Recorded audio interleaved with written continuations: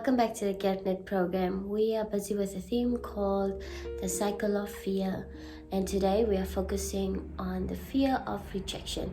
So if you want to learn more, what our focus for today is, stay tuned. We find our scripture reading in Galatians 1 verse 10. Am I now trying to win the approval of human beings or of God? Or am I trying to please people? If I was still trying to please people, I would not be a servant of Christ. Some part of our lives we all came across being rejected by a boyfriend or girlfriend, or by friends, or by our family members, because we are not a certain way as they expected us to be, or we are not on the same standards as they are. Sometimes we are rejected by the way we think or the way we talk. Sometimes it's about our culture, and we all have prejudice living inside of us. And we all have this fear of being rejected by someone we love, or not to fit into society. Because we want to be liked at work, we want to be liked from our colleagues, our boss, to get a certain job, or we want to be liked in church, or being in a certain group of friends, or even to be liked by a certain guy or girl, especially if you're interested. It's not a problem if we want to be liked. The problem is when we start to change who we truly are because of wanting to be liked. Sometimes we compromise on our standards, we compromise on who we are, on where we came from. We compromise on different things because we are afraid that we will be rejected.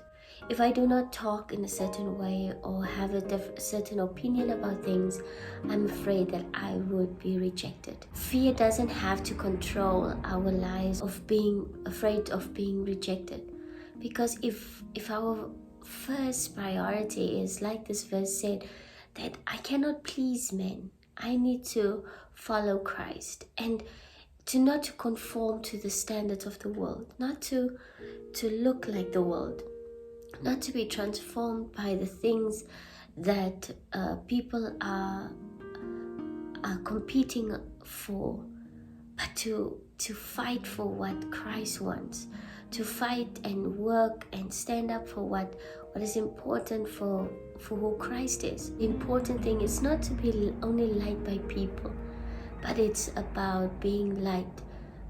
It's about having God's favor.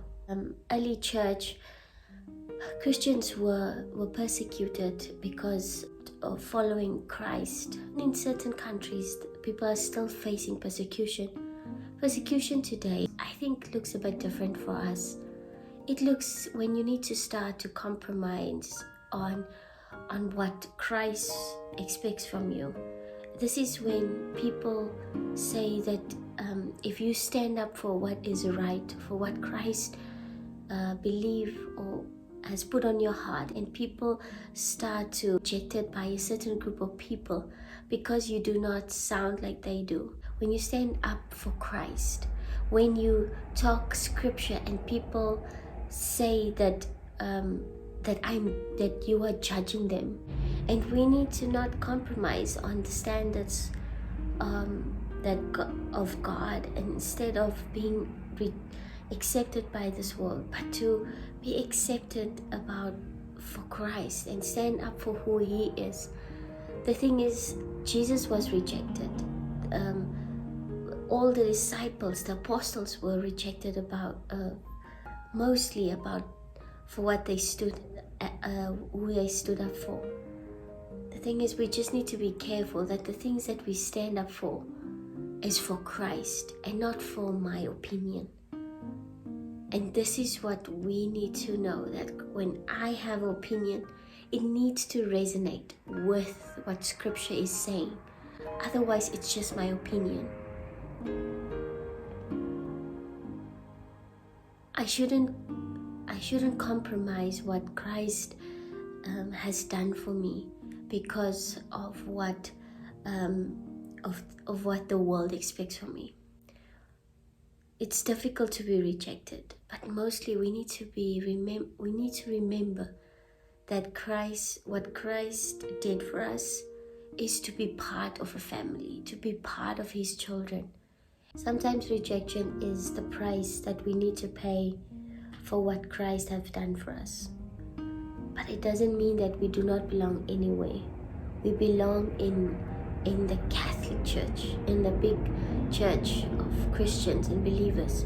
And we as Christians need to stand together to protect one another in order to grow, in order to grow God's kingdom here on earth.